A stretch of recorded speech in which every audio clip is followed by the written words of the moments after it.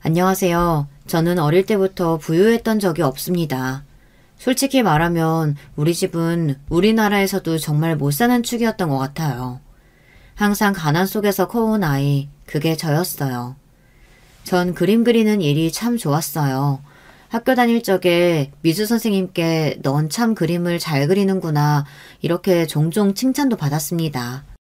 돈이 없어서 비싼 붓이나 유화 물감 같은 것은 꿈도 꾸지 못했지만 연필만 있어도 제가 그리고 싶은 것을 마음껏 그릴 수 있으니 좋았던 것 같아요. 그런데 제가 늘 그리는 것이 있었습니다. 초록 잔디가 널따랗게 있는 마당 있는 집, 그 마당을 둘러싸고 있는 예쁜 꽃덤불과 나무들, 그리고 파란색 커다란 대문, 그 안에 있는 하얀색 2층 집. 우리 집은 늘 시장통에 있는 상가와 붙어있는 2칸짜리 방이 전부인 그런 집이었거든요. 엎드려서 스케치북에 제가 살고 싶은 집을 그리다 보면 너무너무 행복했습니다. 하지만 그렇게 꿈꾸던 일이 정말 저에게도 찾아온 거 있죠. 여러분께 제 이야기를 조금씩 풀어가 보려고 합니다.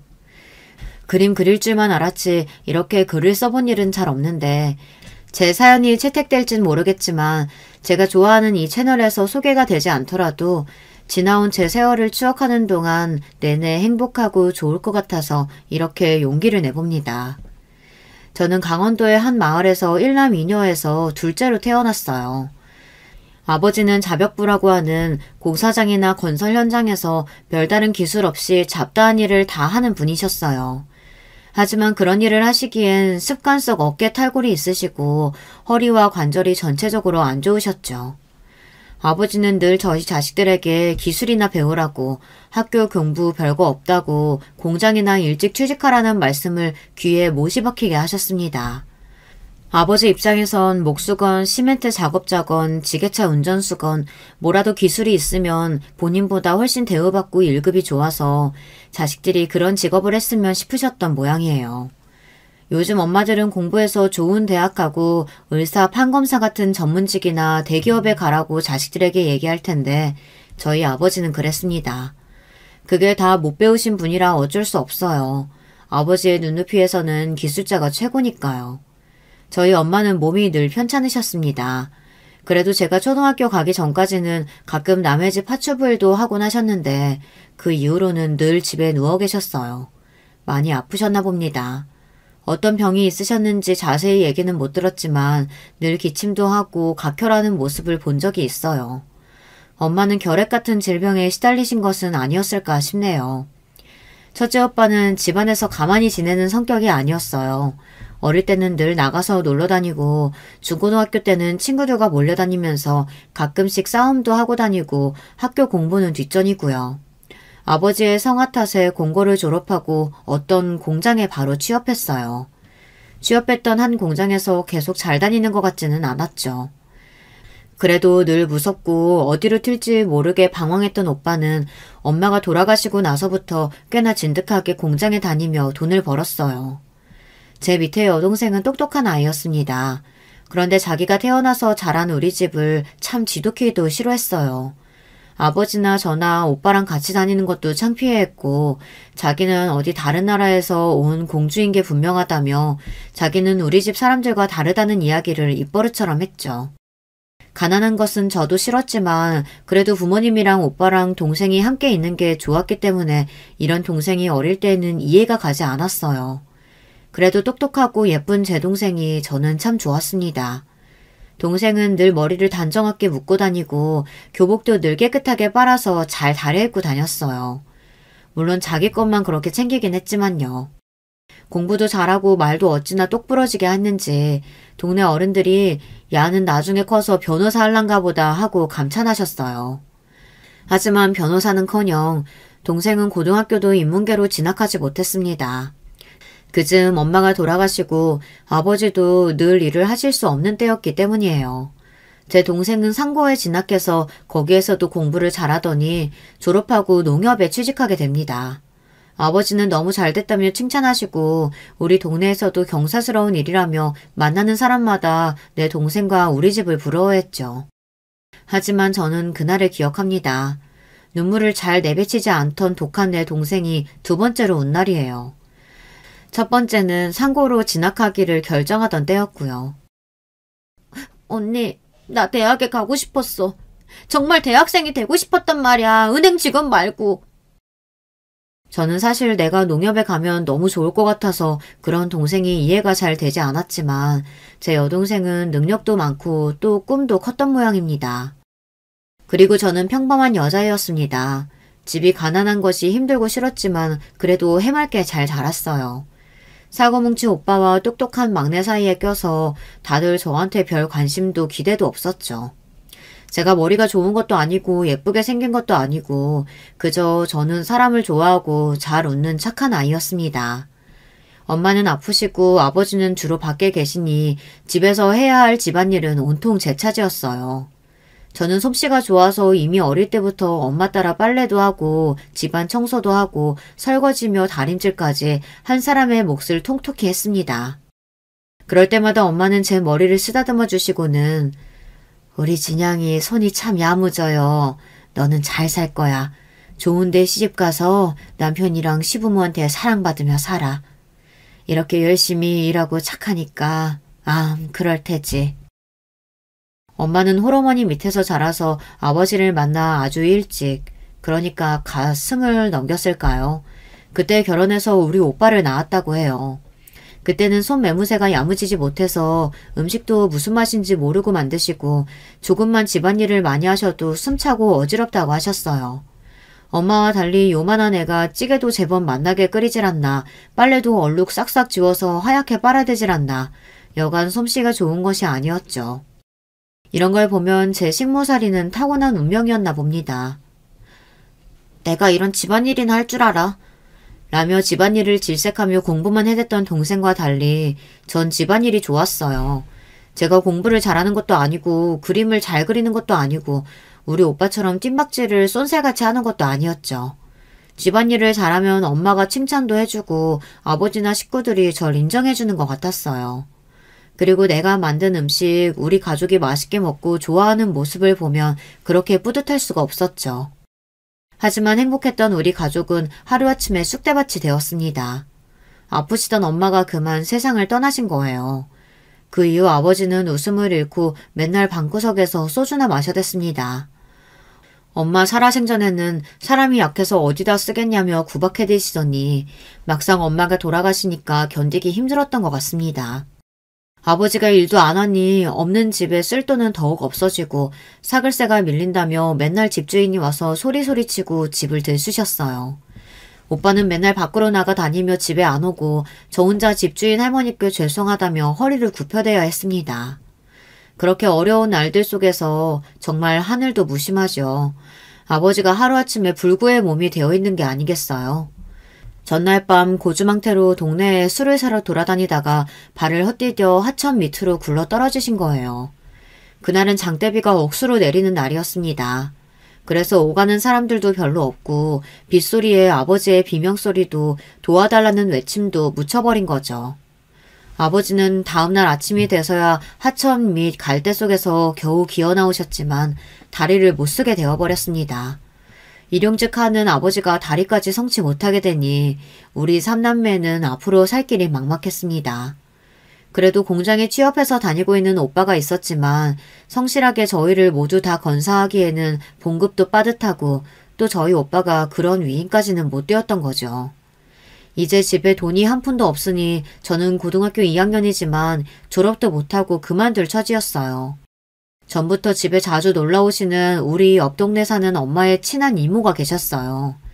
그 이모가 저희 자매를 참 예뻐하셨고 어머니가 돌아가신 뒤에도 도움이 필요하면 언제든지 나를 찾아오라며 손을 꼭 쥐고 말씀해 주신 따뜻한 분이었습니다. 어릴 때 얼핏 듣기로는 이모는 아이를 갖지 못하는 몸이었던 것 같아요. 그래서인지 이모는 늘 저와 여동생에게 잘해주시고 또 우리도 병원에서 간호사를 하는 이모가 너무 부럽고 좋았더랬죠. 언니가 늘 저에게 부탁했어요. 언니가 무슨 일이 생기거든 진양이, 진숙이, 얘들이 고등학교까지는 졸업할 수 있게 도와달라고요. 요즘은 학교 다닐 때 무상교육이라면서요. 하지만 우리 때는 아니었습니다. 학교에 내는 육성회비가 저희처럼 없는 집에는 너무 큰 부담이었죠. 그때 이모가 나타나서 저희를 구해주신 거예요. 너무나 정말 고마운 이모. 저는 지금까지도 이모를 내 엄마처럼 따르고 지내고 있답니다. 그렇게 이모 덕에 저는 고등학교를 마치고 이모를 따라서 간호조무사를 하고 싶었습니다. 새하얀 병원에서 일하는 간호사는 저에게 늘 선망의 대상이었어요. 또 제가 간호사 일을 하며 돈을 벌면 제 동생 대학교도 보내줄 수 있지 않겠어요.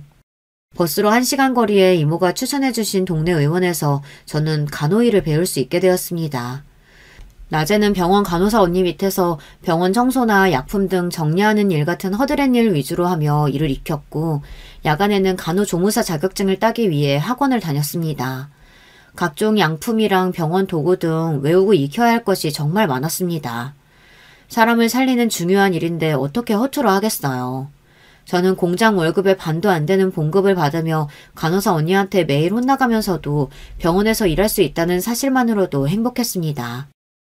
하지만 머리는 딸리지만 퇴근하고 밤 늦게까지 밥 먹으면서도 심지어 화장실에서 똥 쌀 때까지도 매일 책을 들고 다니면서 외우고 다녔다니까요. 이렇게 열심히 살며 간호사가 되겠다는 꿈에 부풀어 있던 저에게 청천벽력 같은 일이 그만 생기고 맙니다. 그날은 제가 병원 당직이어서 의사 선생님과 간호사 언니 모두 퇴근하고 병원에서 혼자 청소를 하고 있었어요. 밤 10시가 되었을까요? 갑자기 병원 문으로 어떤 청년이 들어왔습니다. 무슨 일이세요? 지금 병원 업무 끝났습니다. 제가 팔을 다쳐서. 병원 문을 닫았다고 하는데 남자는 병원 안을 두리번거리며 둘러보면서 그냥 쓱 들어오는 것이 아니겠어요. 지금 의사 선생님과 간호사가 모두 퇴근해서 진료를 볼 수가 없어요. 그래요? 그럼 여기 아가씨 혼자란 말이죠? 그때 희번뜩거리는 남자의 눈빛에 저는 온몸에 소름이 쫙 돋았습니다. 그렇게 저는 그 남자에게 병원에서 몹쓸 일을 당하고 말았습니다. 이제 막 20살인 저는 제대로 된 사랑도 해보지 못하고 이렇게 짐승같이 모르는 남자에게 말도 안 되는 일을 당한 전 너무 무섭고 슬픈 마음에 집 밖으로 한 발자국도 나올 수가 없었어요. 이모는 제가 근무하던 병원에서 제가 무단으로 결근한 지 며칠째라는 연락을 받고 집으로 급히 찾아왔습니다. 진양아, 어떻게 된 일이야? 아니, 네 꼴이 왜 이런 거야? 이모, 나 이제 못 살아요. 나 어떡해요? 험한 꼴을 당했던 제 이야기를 듣고 이모는 그 자리에서 벌떡 일어나서 나가셨습니다. 이모는 우리 오빠에게 이 이야기를 했고 둘이 그 못된 놈을 찾아 나섰다고 합니다. 몇 시간 뒤에 저에게 몹쓸 짓을 한 그 놈을 끌고 와 오빠와 이모가 집을 들어왔습니다. 그 놈은 집에 들어오기 전에 이미 우리 오빠에게 이곳저곳 엄청 두들겨 맞은 모양이었어요. 이 새끼야? 이 새끼가 너한테 그런 짓 한 거 맞아? 저는 다시 본 그 남자의 얼굴도 제대로 볼 수 없어 눈길만 흘끌거리며 겨우 고개를 끄덕였습니다. 오빠는 다시 그놈의 배를 주먹으로 퍽퍽 2대를 쳤습니다. 그놈은 으억하며 아픔을 참지 못하고 방바닥에 주저앉았습니다. 내 딸 어쩔 거야? 어떻게 책임질 거냐고? 요즘 분들은 믿기지 않으시겠지만 옛날에 여자가 그런 일을 당하면 경찰에 가서 신고하는 일은 흔하지 않았어요. 소문이 나버리면 이미 몸을 내어준 여자는 그 동네에서 살 수도 없을 뿐더러 할 수 있는 방법은 그 남자에게 시집가는 것뿐이었습니다. 그놈은 사실 병원에서 일하는 제가 좋았더라며 자기가 데리고 살겠다고 그 자리에서 약속했습니다. 그렇게 저는 번개불에 콩 구워 먹듯 결혼식이 뭔가요. 그저 다음날부터 그 남자의 집에 들어가서 살게 되었습니다. 20살에 제 꿈도 접고 연애도 못 돼본 채 이렇게 팔려오듯 그 남자에게 시집온 저는 매일 답답한 마음에 눈물을 흘렸습니다. 그러던 얼마 뒤 이모는 원양금침 이불 한 채를 해서 집에 찾아오셨어요. 진양아, 내가 너 간호사 되고 좋은 남자 소개시켜주고 시집 보내주려고 했는데 미안하다. 내가 그 병원 소개만 시켜주지 않았어도 네 그런 꼴 안 당했을 텐데. 이모가 네 시집 갈 때 꼭 이 원양금침 해주고 싶었어. 이모는 계속 저를 끌어안고 불쌍한 것 그렇게 저를 위로해 주셨습니다. 전 그런 이모 덕에 죽고만 싶었던 마음을 접고 잘 살아봐야겠다고 마음을 먹었죠. 저를 덮쳤던 그 남자, 아니 이제 제 남편은요. 근처 공장에서 오가다가 병원에서 있는 저를 보고 참 예뻐서 마음속에 품고 있다가 술김에 그랬다며 저에게 사과했습니다. 그리고 이렇게 된 마당에 같이 잘 살아보자며 자기가 행복하게 해주겠다며 큰 소리를 뻥뻥 쳤습니다. 하지만 어이없게도 남편이 했던 약속은 조금도 지켜지지 않았습니다. 모진 제 인생에서 남편 복을 바라는 것은 무리였던 걸까요? 남편은 퇴근하고 돌아오서는 자기 없는 사이에 제가 다른 남정네랑 살을 붙대고 된 거 아니냐며 의심을 하는 거예요. 탤런트 유지인처럼 예쁜 것도 아닌 제가 무슨 재주로 매일 다른 남정들을 만난다고 말입니까? 정말 저를 힘들게 하는 것은 밤마다 잠자리를 그것도 몇 번이나 하게 만든다는 겁니다. 저는 남편에게 당한 그 첫 경험으로 잠자리가 너무 무섭고 싫었습니다. 몸에 벌레가 기어다니는 느낌이었어요. 이제는 지나가는 남자들만 봐도 가슴이 쿵쾅거려 빠른 걸음으로 지나가는 신세가 되었죠. 저는 집이 감옥과 같았고 남편이 무섭기만 했습니다. 도무지 정이 붙지를 않았어요.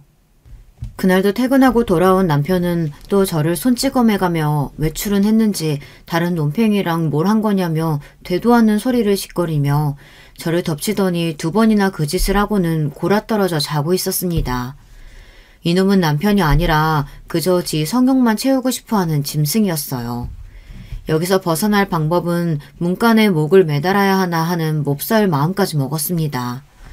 저는 이러다가는 제 손으로 목숨을 끊게 될까봐 결국 야반도주를 하였습니다. 갖고 있는 돈 몇만 원과 옷까지 한 벌만 들고 그대로 달렸습니다. 버스가 다닐 시간도 아니었기 때문에 그저 걷고 뛰어서 도망치는 수밖에 없었어요. 그렇게 죽을 힘을 다해 뛰어서 집에서 버스 9정거장쯤 왔을 때인지 새벽 첫 버스가 오고 있었습니다. 버스의 종점은 시외 버스 터미널이었어요. 저는 고향을 떠나 다른 곳을 가본 적이 없었기 때문에 무작정 가장 빨리 출발하는 버스를 잡아탔습니다. 그 버스는 춘천행이었고 그렇게 저는 춘천에서 살기로 했습니다.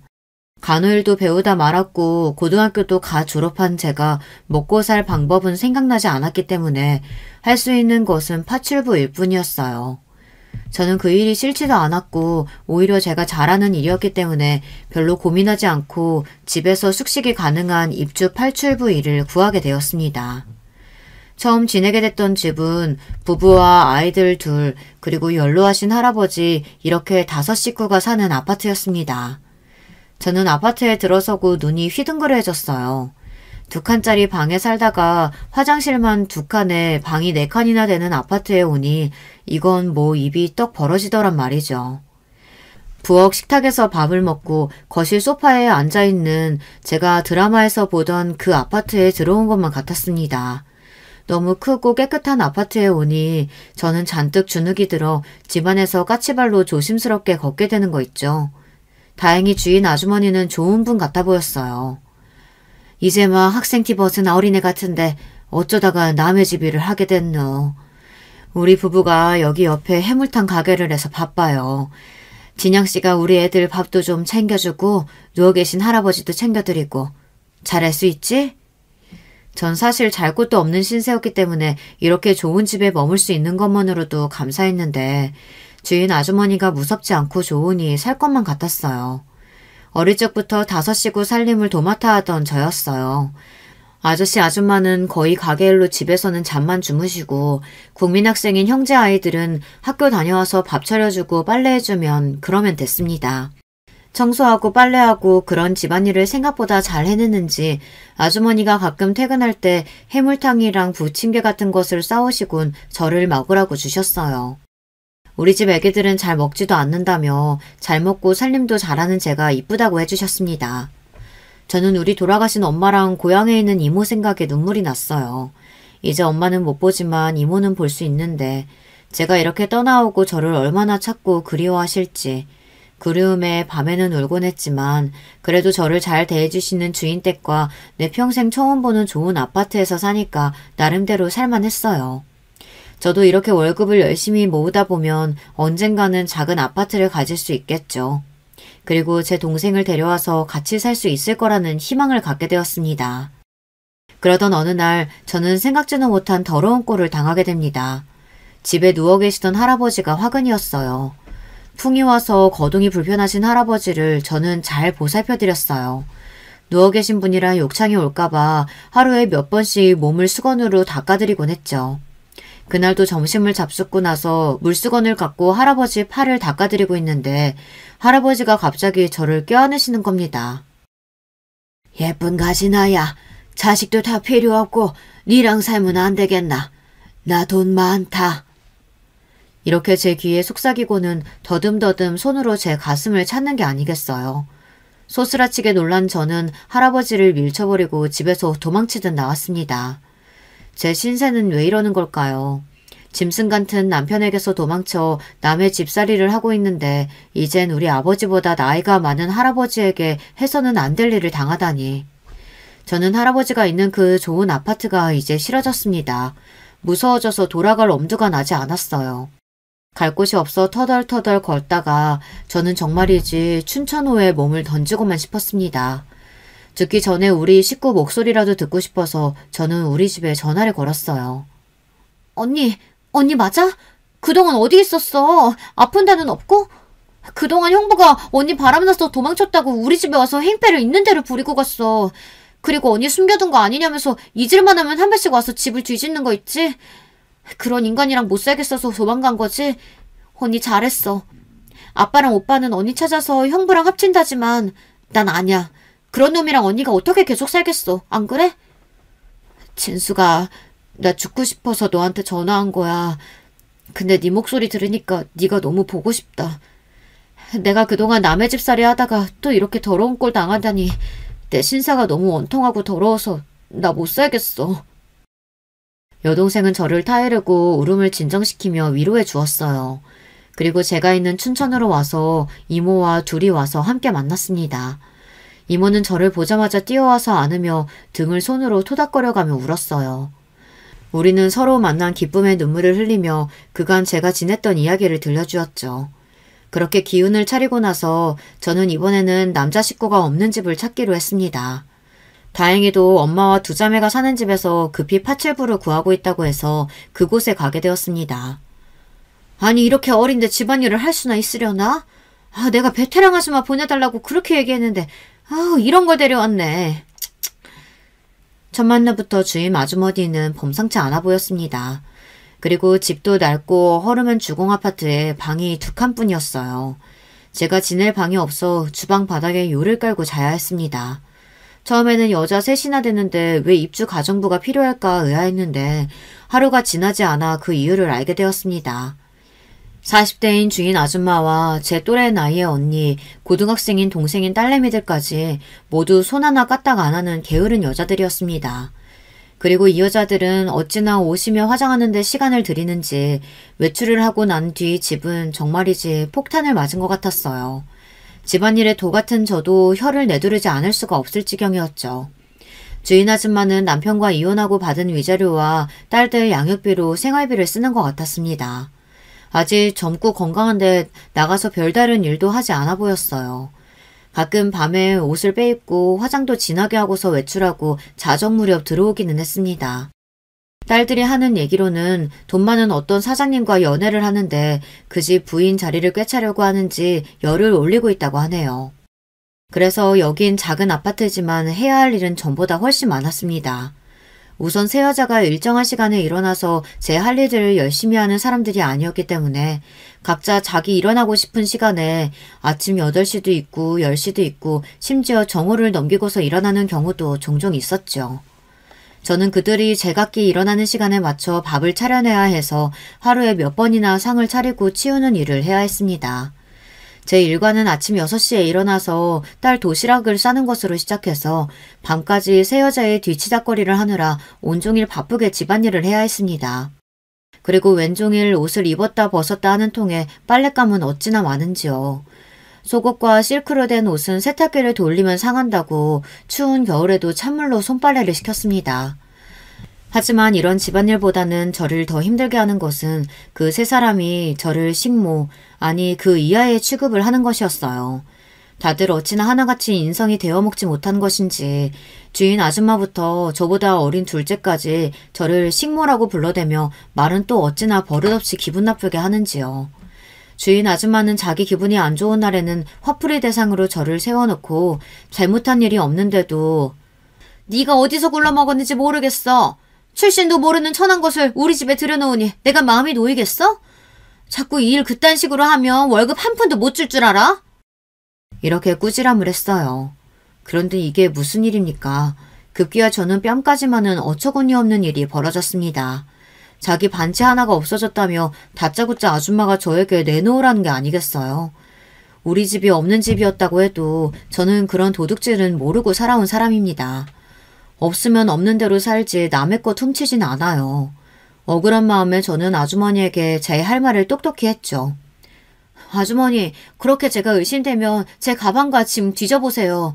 그렇게 찾았는데도 없으면 저를 의심하신 걸 사과하셔야 돼요. 철석하고 아줌마는 바로 제 뺨을 갈겼습니다. 우리 아버지도 내 뺨을 때린 적은 없었는데 무슨 일이. 너무 속상하고 억울해서 그대로 서서 흐르는 눈물을 닦고 있었어요. 어머, 쟤 좀 봐. 진짜 억울한가 보지? 그래도 도둑년들이 원래 연기도 잘해요. 엄마, 반지나 얼른 뒤져보자고요. 하고 두 모녀가 제 가방과 짐들을 마구 풀어 헤쳐놓았습니다. 그렇게 뒤져도 반지가 나오지 않자 이내 제가 다른 곳에 숨긴 모양이라며 둘이 TV를 켜고 드라마를 보며 깔깔대고 보는 게 아니겠어요. 정말 천박하고 못돼먹은 사람들이었어요. 저는 그날 밤 다짐했어요. 암만 내가 남의 집살이 하더라도 사람다운 사람하고 살아야지. 이렇게는 못 산다. 어차피 남의 집살이를 할 거라면 정말 부잣집에서 살고 싶어졌습니다. 그리고 제대로 배운 사람들이라면 이렇게 목대먹지 않을 것 같았어요. 다음날 저는 눈이 뜨자마자 인력사무소를 찾았습니다. 사장님 너무하셨어요. 저를 그런 집 식모자리에 보내치는 법이 어딨나요? 참 난처하네. 미안하네 아가씨. 하도 아가씨가 급히 갈 데가 필요하다고 해서 남은 자리가 그 집뿐이라 그랬어. 그 집 아줌마가 많이 힘들게 했나? 얼굴 보니 대충 사정 나야겠네. 대신 내가 이번엔 좋은 집으로 소개시켜줄게요. 사장님 정말로 미안하시다면 저 부잣집, 최고로 교육 잘 받은 사람들 사는 진짜 부잣집으로 보내주셔요. 사장님은 난처해 하셨습니다. 그런 곳은 아무나 연결 못 해주는 데다가 전문 가사 도우미 교육을 받은 사람들만 요구한다고 했어요. 저도 아직 젊고 또 그 교육을 받을 테니 좋은 자리가 생기면 제일 먼저 저를 소개시켜주기로 약속을 받아냈습니다. 그 길로 저는 그 막대먹은 집에 들어가서 짐을 싸서 나오면서 처음으로 속 시원하게 퍼붓고 나왔습니다. 저 오늘부터 이 집 일 안 해요. 당신들 인생이 불쌍해서 이번 달 월급은 안 받고 나가줄 테니 돼지우리 같은 집에서 잘 살아보시죠. 제 말에 열이 받은 주인집 아줌마는 눈을 휘번뜩거리며 제 머리채를 잡으려고 했죠. 하지만 힘이 세도 제가 더 세지 않겠어요. 아줌마를 있는 힘껏 밀쳐버리고 제 옷을 탁탁 털고 웃으면서 그 집을 나섰습니다. 인력소 사장님은 종로구에 있는 하우스메이드 학원에서 실습교육을 받아야 한다고 했습니다. 학원에서 등록하는데 학원비가 글쎄 내가 받았던 월급의 절반이나 됐습니다. 그리고 하우스메이드가 무슨 이름이냐고 했더니 영어로 가정부를 그렇게 부른다면서 그날부터 저는 열심히 상류층 집에 가사의 교육을 받았습니다.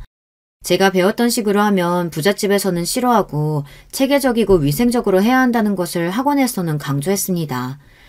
청소할 때 쓰는 세제부터 고급 식기를 다루는 법까지 온통 처음 만져보는 외제 고급 제품이었어요.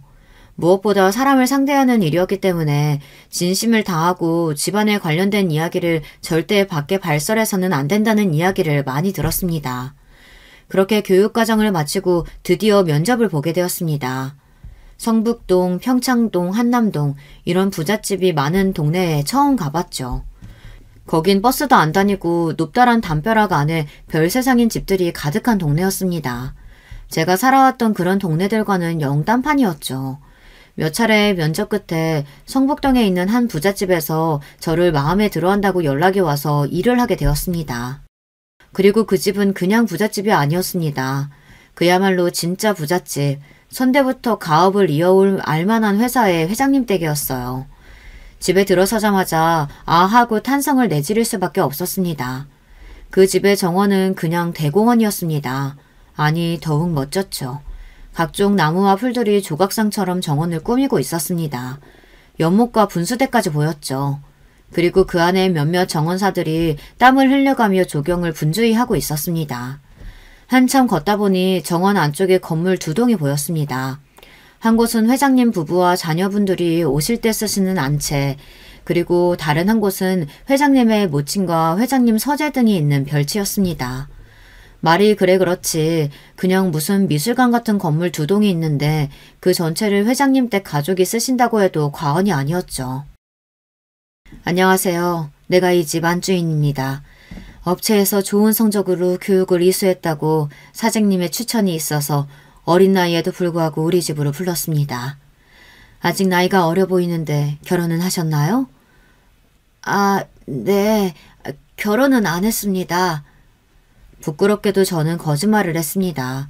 결혼을 하기까지의 추잡한 사연을 알게 되면 이런 집에서 그대로 저를 내칠까봐 두려웠죠. 그리고 저는 그 인간과 혼인신고도 하지 않았으니까요. 아직 결혼 안 했으면 호칭을... 그래요. 미스 박이라고 부를게요. 사모님은 정말 눈이 가는 예쁜 얼굴을 가졌습니다. 탤런트 장미희를 닮은 갸름한 얼굴에 길고 쭉 뻗은 예쁜 눈, 희고 고운 피부를 가졌죠. 몸매는 어찌나 날씬하신지 애도 안 낳은 저보다 더 야리야리하니 참으로 가늘었습니다. 하지만 그런 외모와 달리 목소리는 단단하고 엄격했습니다. 사모님, 두통이 있으신데 이런 일쯤은 저에게 맡기시고 쉬십시오. 미스 박 따라와. 아, 사모님보다 더 무섭고 사납기까지 한 사람이 있었습니다. 이 집에서 모두 이 실장이라고 부르는 이 집 모든 하우스메이드들의 책임자죠. 다른 사람들은 고향에 따라서 상주댁이나 미세스 김 이렇게 부르는데 자신만은 꼭 이 실장이어야 한다고, 아래 것들이나 저런 호칭을 쓰는 거라며 어쩌다 누가 하만댁이라고 하면 몸서리를 치게 싫어했습니다. 어쨌든 저는 그런 이 실장님을 따라서 직원 휴게실로 들어갔습니다. 미스 박, 네가 여기서 제일 어리고 미숙하니까 앞으로 이 집에서 돌아가는 모든 일은 나에게 보고하고 나에게 질문해. 여기서는 입단속이 제일 중요한 거 교육받았을 거야. 네 입 조심하고. 이 실장님은 얼굴을 제 바로 앞까지 들이밀면서 입단속을 시켰습니다. 제가 이 집에서 맡은 일은 별채에 머물며 회장님 모친이신 큰 사모님을 모시는 일이었습니다. 제가 처음 배웠을 때 큰 사모님의 연세는 68세셨죠. 별채에 가서 큰 사모님께 인사를 드렸을 때 큰 사모님은 휠체어에 앉아 계시고 거동이 불편한 몸이셨어요. 큰 사모님은 뇌경색으로 5년 전부터 거동이 불편하시니 각별히 신경 쓰도록. 특히 치매가 있는지 자꾸 원래 계시던 안채에 오려고 하시는데 사모님이 싫어하시니까 조심해. 몸도 안 좋지만 정신도 온전치 않으니 뭐 너 같은 애송이가 맞는 게 제일이지. 헌데 시장이나 어디 다른 데 나가서 큰 사모님 얘기 퍼뜨렸다간 내쫓길 줄 알아? 이 집에서 큰 사모님은 제대로 대접을 못 받치는 눈치였어요. 아무리 편찮으셔도 그렇지 명색이 가장 큰 어른이신데 사모님이 효부는 아닌 모양이었습니다.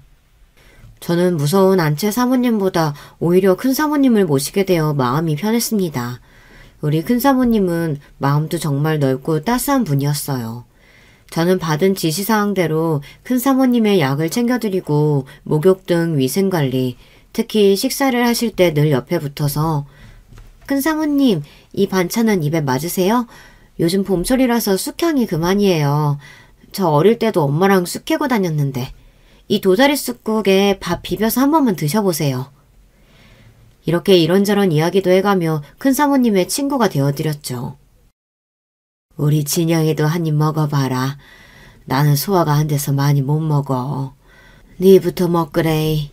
그래, 니는 엄의 생각 많이 나나? 내도 그렇다. 나이가 들어도 엄의 생각은 늘 나는 게라. 그렇게 큰 사모님은 그런 저를 예뻐하셨어요. 이 큰 부잣집 집안일도 익숙해지고 더 좋으신 큰 사모님과 이렇게 잘 지내는 지금의 하루하루가 너무 감사했습니다. 월급은 또 얼마나 많게요. 지난번 그 악독한 새 모녀 집에서는 월급 60만 원도 제대로 못 받았는데 여기서는 3배가 넘는 돈을 매달 꼬박꼬박 제 통장에 들어왔죠. 저는 건사할 자식도 없고 쓸 데도 없어서 이 돈 중 얼마를 아버지에게 보내드리고 또 나중에 여동생 시집 갈 때 해줄 예물비 적금을 부었습니다. 그렇게 평탄하던 어느 날 저는 가슴 철렁할 일을 겪었습니다. 큰사모님이 안채 사모님 방 복도에 쓰러져 계신 것을 발견한 겁니다. 코랑 가슴에 귀를 대어보니 숨 쉬는 것도 약하셨어요. 바로 전담 의사를 불러 위기를 넘겼습니다. 소식을 듣고 사모님과 이 실장이 왔습니다. 미스박, 이게 어떻게 된 일이에요? 왜 어머님이 안채에서 그것도 내 방 앞에서 쓰러져 있던 거야? 내가 넘어오지 못하시게 하라고 그렇게 주의 주지 않았나? 저는 제 귀를 의심했습니다. 시어머님이 쓰러지신 게 걱정이 된 게 아니라 안채 자기 방으로 오신 것이 더 그녀에게는 놀랄 일이었나 봅니다. 사모님, 아무래도 큰사모님이 예전에 쓰시던 방이라 자꾸 착각해서 한동안 안 그러시더니 또 제가 미스박 단단히 혼내겠습니다. 미스박, 내가 뭐라고 했죠? 빈티에 못 배운 티가 나도 그렇지. 이런 지시 하나도 지키는 게 그렇게 어려워? 이 실장님, 사모님, 제가 그건 잘못했어요. 하지만 지금 중요한 건 큰사모님이 쓰러지신 거 아닌가요? 어떻게 해야 큰사모님 건강을 회복할지. 이런 건방진년? 그때 제 눈앞에 별이 보였습니다. 글쎄 이 실장이 제 머리통을 손바닥으로 내려친 거예요. 그리고 그 뒤로 사모님은 고사하다는 듯 웃으며 머리를 매만지고 있었습니다. 이게 뭐 하는 겁니까? 어머님 앞에서. 그때 회장님이 방으로 갑자기 들어오셨어요. 그 모습에 사모님과 이 실장은 눈동자를 이리저리 움직이며 당황했습니다. 미스박 얘기가 틀린 것이 없지 않소. 쓰러지신 어머님 앞에서 지금 두 분이 무슨 말을 하고 있는 게요? 어머니가 걱정도 되지 않소? 회장님은 아버지 회사를 물려받은 뒤 30년 넘게 잘 경영해서 지금의 큰 기업으로 만드신 자수성가의 상징이었습니다.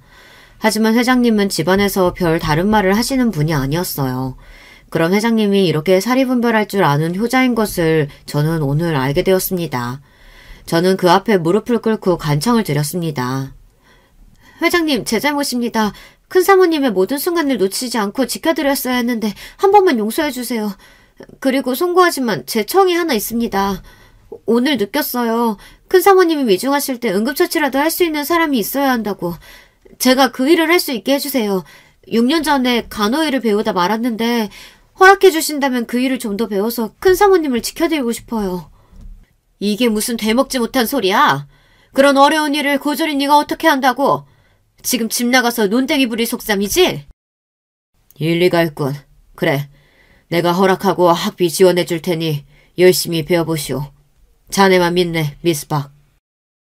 사모님과 이 실장은 말도 안 된다며 길길이 날뛰던 것을 회장님은 단칼에 잠재웠습니다. 이날 이후로 간호조무사 자격 공부를 저녁마다 학원을 다니며 배웠습니다. 그렇게 3년 만에 간호조무사 자격증을 따게 되었어요. 큰사모님이 매일 맞으시는 당뇨주사와 간단한 메디컬 체크 등은 제가 할 수 있게 되었어요.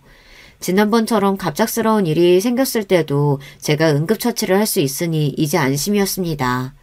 제가 이러는 동안 사모님과 이 실장은 왜인지 저를 더 싫어하고 못마땅해했죠. 같이 일하는 청주댁 얘기로는 이 실장은 젊고 능력도 인정받는 제가 자기 자리를 깨찰까 두려운 눈치라고 합니다. 그리고 사모님은 사실 후처였어요. 본처인 사모님이 돌아가신 후 회사끼리 합병하면서 그 회사 회장 딸이라 여기에 시집오게 되었다고 합니다.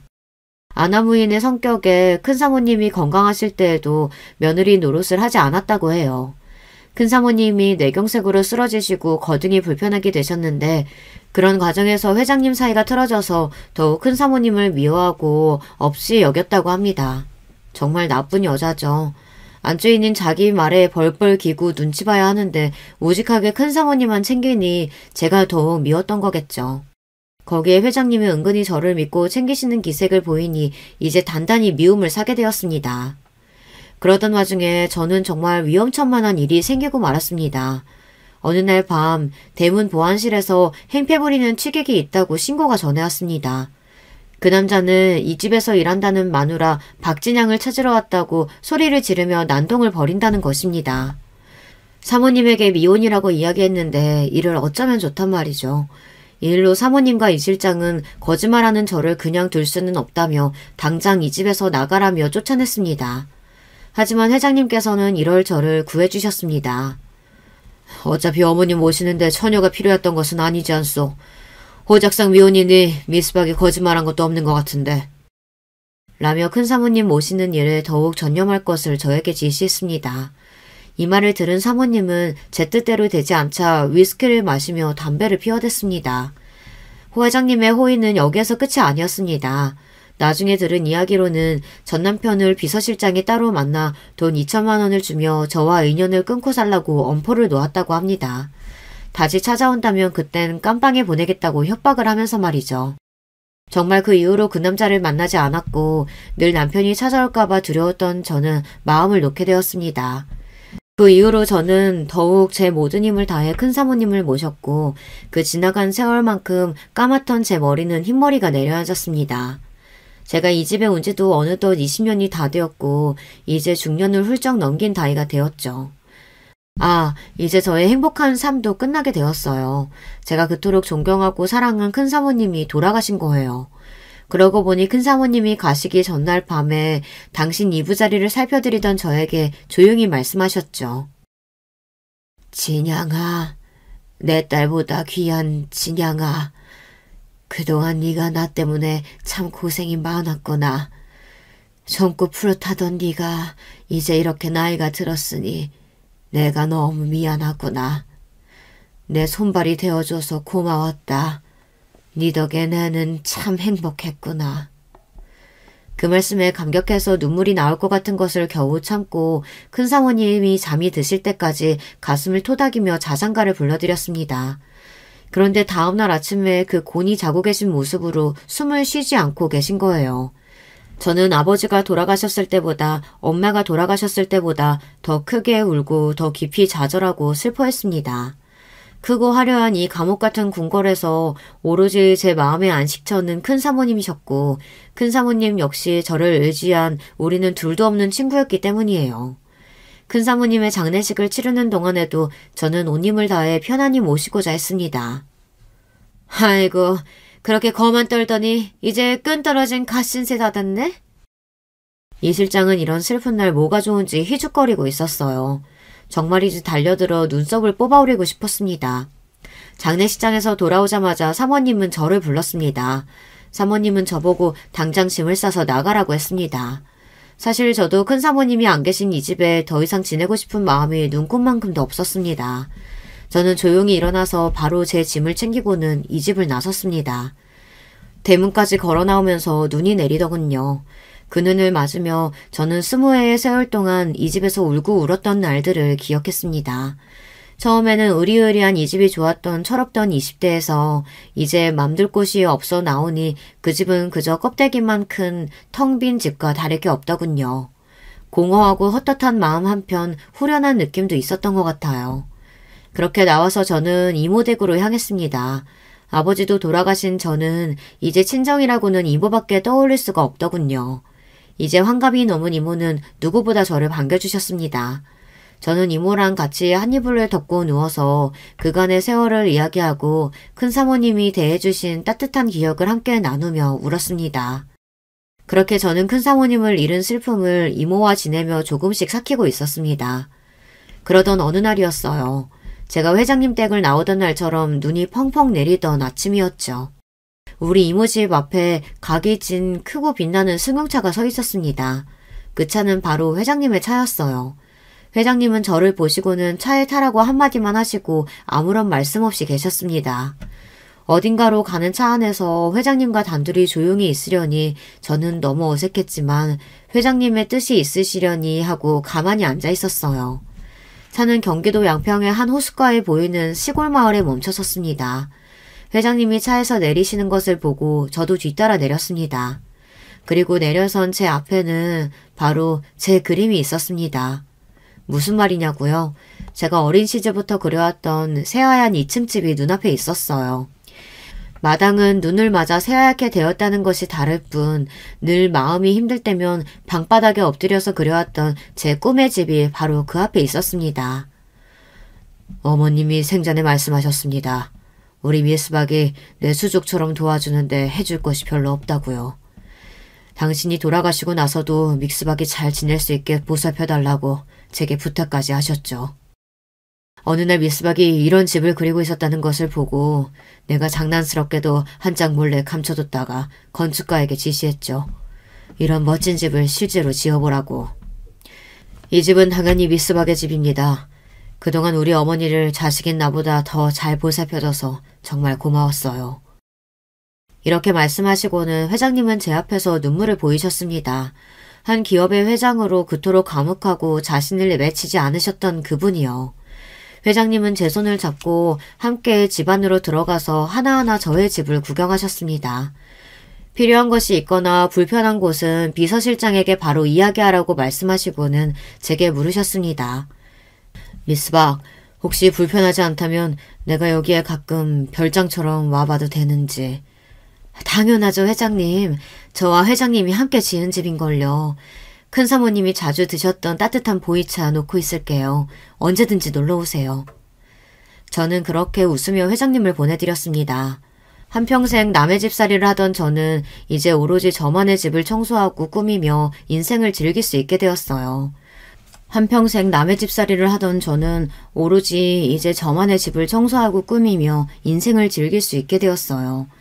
의리의리하기만 할 뿐 사람이 온기가 없는 그런 회장님의 댁이 아니라 아름다운 호숫가가 보이는 푸른 정원에서 강아지 2마리가 뛰노는 그런 집에서 말이죠. 현재 저는 우리 이모와 텃밭에서 쌈채소와 파와 배추를 심어 수확해가며 정말이지 소소하고 행복한 일상을 지내고 있습니다. 여러분, 제 이야기는 여기까지입니다. 어릴 때부터 찢어지게 가난했지만 열심히 착하게 살다 보니 로또보다 더한 행운이 찾아와서 이렇게 좋은 집에서 살게 되었네요. 힘들고 어려운 일이 있더라도 꼭 좋은 일은 찾아오는 법이니까요. 우리 구독자분들에게도 늘 좋은 행운이 함께 하시기를 바라봅니다. 제 부족한 글을 읽어주신 여러분께 감사드립니다.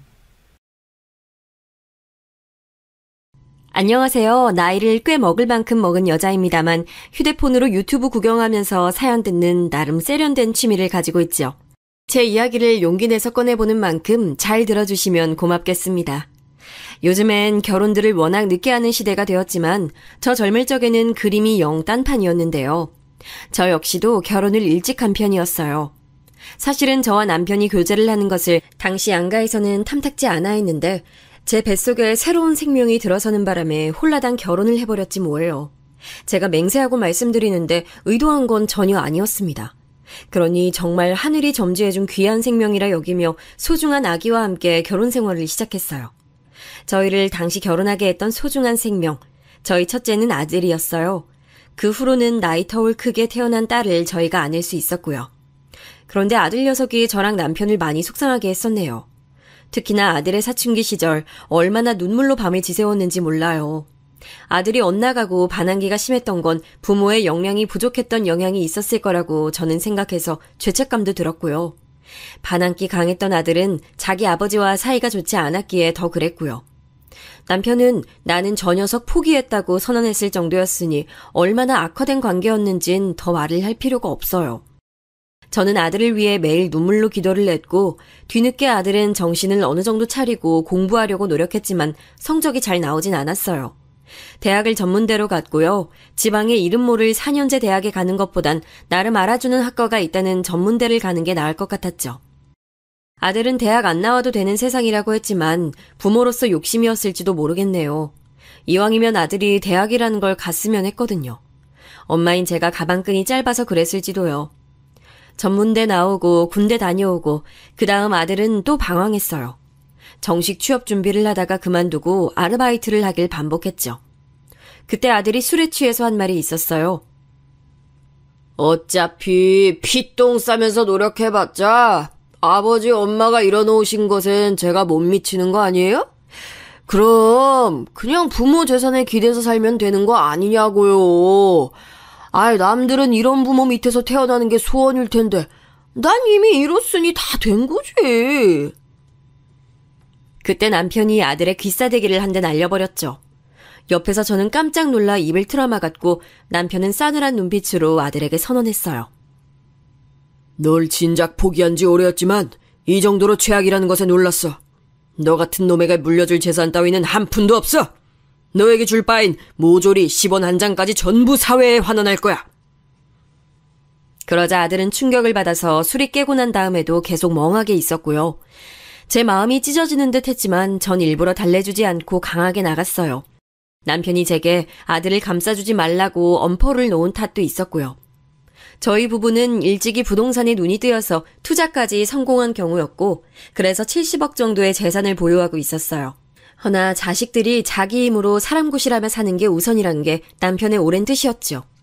마음을 고쳐먹은 아들은 군대에서 친해졌다는 사람한테 연락해서 다른 지역으로 가더니 공장에 들어갔어요. 거기서 딱 1년 틀어박혀서 일만 하고 돈만 벌더니 사람이 달라져서 나왔고요. 그 후로는 여러 일자리를 알아보며 자기 적성을 찾더니 식당, 카페 같은 가게마다 뭐 적립이라는 걸 하는데 그런 걸 만지고 관리하는 일을 하게 됐습니다. 그때 아들이 그랬는데 머리도 좋고 성실하고 용돈도 아껴 써가며 돈 관리하는 자기 동생을 보고서 스스로가 부끄러웠대요. 아들은 예전에 그 허파에 바람 들어갔던 걸 싹 다 빼냈고 부모님께 인정받는 자랑스러운 아들이 되겠다면서 자기의 목표를 삼았어요. 절대로 저희 부부에게 손 안 벌릴 거라고 맹세를 하더군요. 잘도 그러겠다면서 남편은 코웃음 쳤지만 내심 그런 아들에게 기대를 하고 있다는 걸 전 알았답니다. 아들이 개과천선해서 열심히 살고 딸이 명문대에 입학했을 때 남편의 건강이 악화된 것이었어요. 아무래도 남편에게 이 세상 떠나기 전에 자식이 결혼하는 모습을 보여주고 싶다는 욕심이 들더군요. 아들 또한 자기 아버지를 자기 결혼식장에서 보고 싶어 했고요. 그렇게 당시 아들과 연애하고 있었던 아가씨가 저희 집안에 시집왔고 저는 며느리가 생겼어요. 며느리는 이렇다 저렇다 말을 얹을 게 없는 평범한 집안의 차녀였어요. 인상은 수수했으나 얼굴에 스치는 표정에서는 새침하다는 느낌이 강했죠. 아들이 자기 아버지의 병환으로 힘들어하고 있을 때 그 곁을 지켜준 사람이었기에 전 두말할 것 없이 며느리를 고마운 마음으로 포용했어요. 우리 집안의 식구로 와줘서 정말 고마워. 우리 아들 곁을 지금까지 그랬던 것처럼 앞으로도 든든하게 지켜주겠니? 정말 네가 얼마나 고마운 존재로 느껴지는지 몰라. 그렇게 말씀해 주셔서 감사해요. 연애할 때보다 더 알콩달콩 잘 지내면서 어머님께 좋은 모습 보여드릴게요. 장남이 결혼하고 살림 차리는 것까지 다 보고 나서 남편은 먼 여행을 떠났어요. 마지막 곁을 지켜줄 수 있음에 감사했네요. 딸은 대학 졸업하자 취업을 외국으로 해서 출국길에 올랐고요. 그래서 아들은 제가 적척할까봐 노심초사했어요. 어렸을 때 자기가 하도 속을 썩였으니 이제라도 효도를 하고 싶다는 아들의 말에 제가 말이나마 고맙다며 흐뭇해했었습니다.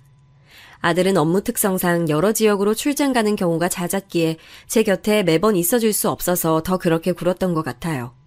하지만 제게는 며느리가 대신 있었으니까요. 가족들 없어서 외롭다는 생각은 별로 안 들었었죠. 며느리는 어느 디자인 사무실에서 원래 일을 하고 있었는데 거기 내부 사정이 생겨서 결혼 후에 퇴사를 하게 됐어요. 디자인 일감을 몇 개씩 받아서 당분간은 집에서 작업을 하겠다고 하더군요. 집에서 일을 한다는 것이 너무 획기적인 것 같아서 우리 며느리 멋지다고 응원해줬었네요. 적어도 제가 생각하기론 고부관계가 처음엔 무난하고 괜찮았다고 여깁니다. 그러나 시간이 좀 지나면서 제가 며느리의 눈치를 살살 보게 되더라고요.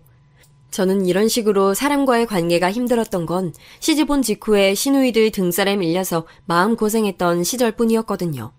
경험이 다양하지 않았기에 며느리와 당최 어떻게 지내야 할지 점점 더 헷갈리기 시작했어요. 우선 며느리는 기분파였어요.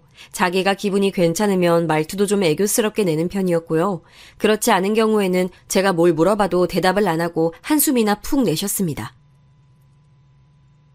어머님, 다음 주에 날씨가 어떻겠냐고요? 그걸 왜 저한테 물어보세요? 난 그냥 네가 날씨를 미리 알고 있지는 않을까 싶어서 물어봤어. 그러면 안 되는 거였니? 제가 기상청이에요? 날씨 안내해주는 기상캐스터라도 돼요? 저도 찾아봐야 아는 건데 그럼 한마디로 저에게 찾아내라고 명령하시는 거나 다름없지 않아요? 제 생각엔 어머님이 직접 찾으셔도 되는 부분 같은데요. 갑자기 돌변해서 그렇게 나오니까 저는 가슴 부근이 막 울렁거렸죠. 얘가 왜 이러나 싶고 아들한테 물어보면 며느리가 다혈질은 아니라고 하던데 그럼 제 앞에서만 이렇듯 가끔 돌변하는 것인가 싶어서 더 심란했고 하여간 며느리 때문에 제가 일상에서 고민이 많았습니다. 그런데 저도 딸이 있잖아요. 나중에 제 딸도 시집을 가고 누군가의 며느리가 될 텐데 그때를 생각하면 제가 우선은 최선을 다해 며느리에게 잘해줘야지 싶었어요. 제가 며느리에게 잘할수록 며느리도 제 아들에게 잘할 거라는 생각도 있었고요.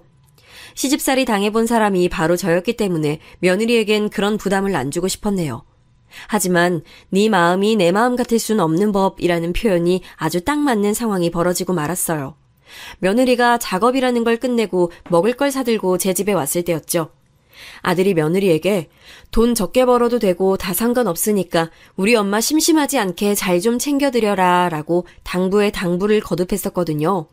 그래서인지 며느리는 저랑 종종 시간을 같이 보냈어요. 그런데 성격이 워낙 돌발적이라고 해야 하나 가끔 툭 튀어오를 때가 있어서 제가 매사에 눈치를 살피며 상대했던 것이고요. 그날도 그런 일상 중이었는데 텔레비전에서 오랜만에 나오는 옛날 가수가 있길래 제가 반가운 마음에 외치고 말았죠. 야, 저 양반은 어쩜 늙지도 않으시네. 아유, 나이는 대체 어디로 먹었을까. 저 사람이 나 국민학교 다닐 적에도 이미 스타였어, 스타. 아, 어머님 시대에는 국민학교였고 나중에 초등학교로 명칭이 바뀐 거였죠? 국민학교라는 단어를 잊고 있었는데 지금 떠올랐네요. 제가 초등학교 입학한 직후에는 문방구에서 파는 공책 앞면에 국민학교라고 적혀있는 것들 많았어요. 미리 인쇄해둔 것들이었나 봐요. 지금 생각하니 추억이네요. 어머님 시절에는 학생들 수 엄청났죠? 중학교나 고등학교 때도 학생들은 계속 많았어요?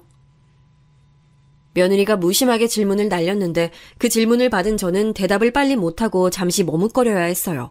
거짓을 말하는 것도 웃기고 이상한 것 같아서 이내 저는 진실을 알려줬죠.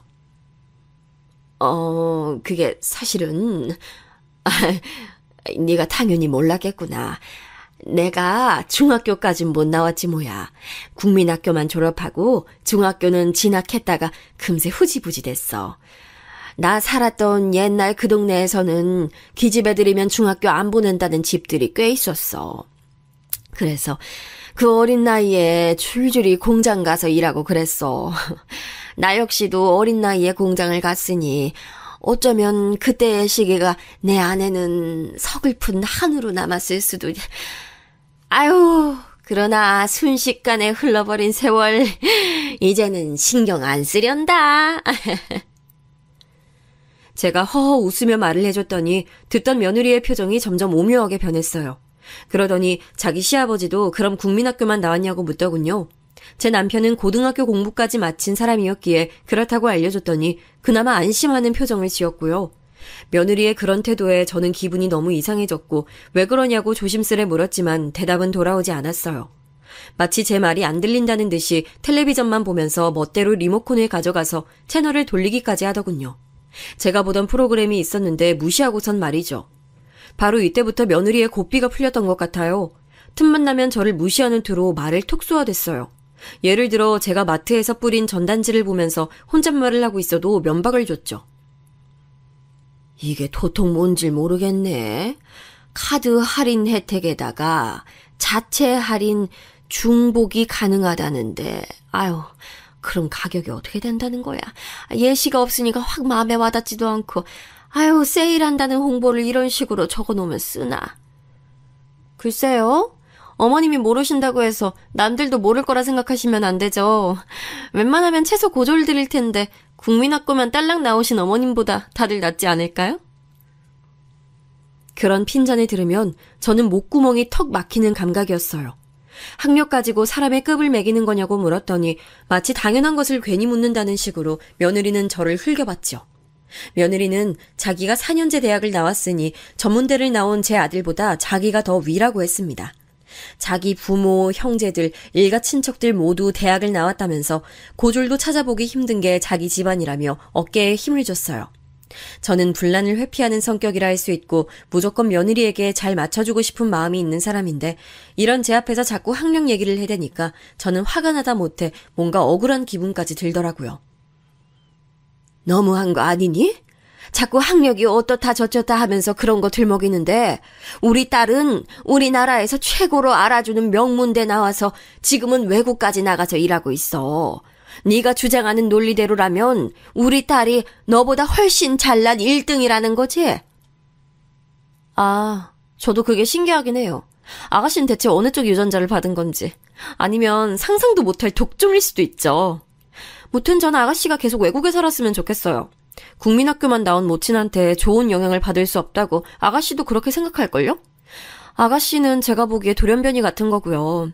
양가의 가풍 차이만 봐도 저희 집안은 지적 수준도 높고 교양이 넘치는데 어머님도 그렇고 비록 제가 선택해서 결혼한 남자지만 오빠도 그렇고 살짝 경박해 보여요.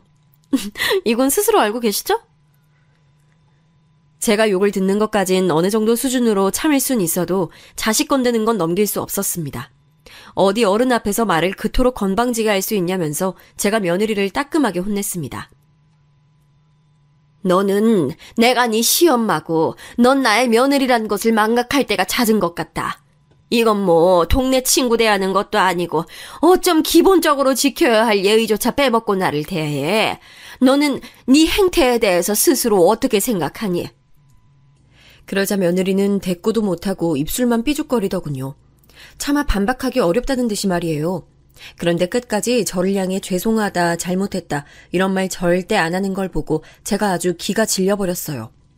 업무 늘려가고 회사를 더욱 성장시킬 중요한 시기를 지나고 있다는 아들에게 시끄러운 소식 전해주고 싶지 않아서 제가 일단 이런 얘기 다 안 전했고요. 며느리가 자기 수 틀리면 말을 아무렇게나 툭툭 던지는 이 버릇, 이것만 조절 잘하면 되지 않을까 저는 그때까지도 그런 생각을 하고 있었던 것 같아요. 2주 넘게 며느리와 아무 연락도 하지 않고 그렇게 지냈고요. 다시 만났을 때 저는 며느리가 태도를 좀 고쳐먹길 바랐어요. 그런데 또 그렇게 굴더군요. 남편이 세상 떠난 직후 원래 집에 있던 중형차는 이웃들한테 판매해서 처리를 했었어요. 저는 운전에 취미가 영 없어서요. 그런데 차가 아예 없으니까 아쉬워서 작은 경차를 살까 싶은 마음이 들더군요. 마트 앞에서 보니까 여자들이 그런 차를 많이 끌고 다니길래 저도 생각이 들어서 며느리에게 한번 의견을 구해봤던 거예요. 네? 이거 혹시 차 사달라고 미리 밑밥 깔아두시는 거 아니죠? 오빠는 무조건 찬성할 것 같아서 일단 제가 너무 싫고요. 그런 의미에서 못 박아둘게요. 절대 못 사드려요. 나는 그냥 작은 경차 내가 몰기에 어떨지 그거 물어본 건데 넌 어쩜 그런 말을 하니? 내가 언제 차 사달라고 했니? 갑자기 그렇게 나오니까 너무 당황스럽구나. 저도 당황스러워요. 몰기에 어떠냐고요? 그런 생각이 드신다는 것 자체가 자신감 부족이라는 거 아닐까요? 국민학교만 나오신 머리라는 걸로 어느 정도 설명이 된 거죠. 어머님은 운전하지 마세요. 도로 위에 무법자 되셔서 사고 내실 것 같아요. 그 뒷수습은 아들과 며느리에게 시키시겠죠? 짜증나. 그때 제 얼굴이 아마 빨개졌던 것 같아요. 왜냐면 목부터 그 위까지 엄청 뜨거워진 것을 느꼈거든요. 제게 그런 막말을 내뱉은 며느리는 더 상대하기도 싫다는 듯 휙 돌아서 버려서 제가 차마 짚고 넘어갈 기회조차 잡을 수가 없었고요. 사사건건 제가 무슨 말을 하거나 무슨 행동을 하면 저를 향해 국민학교만 나온 무식함으로는 안 된다는 식으로 시비를 걸어오는 며느리 때문에 전 화병에 걸려서 속이 부글부글 끓었어요. 말을 막무가내로 할 때만 빼면 요즘 젊은 사람답게 거침없고 가식 없는 모습이라며 그런 식으로 저는 애써 제 안에서 며느리를 포장해 주려고 하다가 그런 스스로에게 자괴감이 들었어요. 내가 지금 얘를 왜 감싸주고 못난 부분을 못 본 척 해주려는 건가 싶어서 이대로는 안 되겠다는 생각에 며느리를 저희 집으로 불러서 진지하게 물어봤어요. 만약에 오해가 있다면 풀고 싶단 마음이었죠. 왜 제게 말을 아무렇게나 하는 건지 며느리에게 그 이유가 뭐냐고 속에 있는 생각을 다 꺼내보라고 했습니다. 제가 그냥 가감없이 툭 터놓고 말씀드려보자면요. 어머님으로부터 제가 배우고 본받을 거리가 하나도 없는 것 같아요. 존중할 게 없으니까 저도 예의 차리기가 싫어요. 아니 솔직히 국민학교만 나오셨다는 거가 전 아무리 생각해도 너무 좀 창피하고 충격적이기까지 해서요.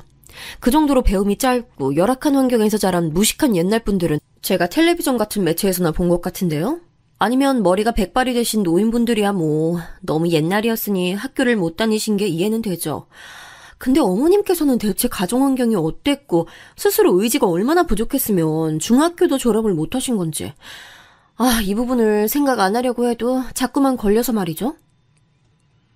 며느리의 날카롭고 매서운 발언이 이어지는 동안 저는 망연자실한 상태가 됐어요. 그간 저를 향한 며느리의 멸시 가득한 태도가 제 안에서 조금의 과장도 이뤄지지 않았고 오히려 제가 짐작해온 것보다 며느리는 저를 많이 낮잡아 보고 있었다는 사실에 속이 차갑게 가라앉더군요. 반면에 눈시울은 시큰하니 뜨끈하게 달아올랐죠. 이 현상을 말로 표현해보자면 서러움 혹은 분노였을 것 같네요. 그럼 너는 내가 의지라는 것이 부족해서 중학교를 못 마쳤다고 생각하는 거니? 넌 어쩌면 그렇게 네가 살아보지도 않은 시대 속에 네가 처해보지도 않은 내 상황을 그렇게 쉽게 판단하고 평가 내릴 수가 있는 거야? 중학교 졸업장만은 따고 싶다고 가족들한테 강력히 주장하시면 되는 거였잖아요. 어떻게 해서든지 공부를 더 하시면 되는 거 아니었어요? 제 짐작으로는 그 정도 공부쯤은 더 하실 수 있었을 것 같은데요. 학교 더 다니고 싶다고 가족들한테 말씀은 해보셨고요?